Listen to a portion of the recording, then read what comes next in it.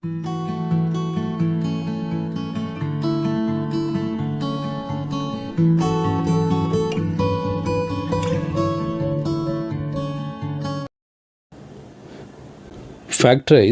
Here there are like two questions. The first one is x square minus 64. So clearly it is, see, this I can represent as x square, 64 I can write as 8 square. So now clearly it is in the form of a square minus b square, which is nothing but I can write as a plus b into a minus b. So here a is x and b is 8. A plus b, x plus 8 into x minus 8. This is the solution.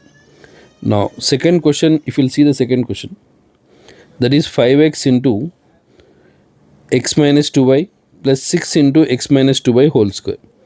So clearly here x minus 2y if I'll take common, see x minus 2y if I'll take common, in the first term 5x is left, in the second term 6 times x minus 2y, because here it was clearly x minus 2y whole square.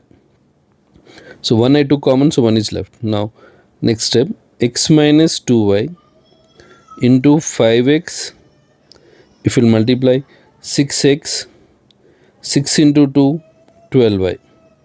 Now x minus 2y into 5x plus 6x, 11x minus 12y.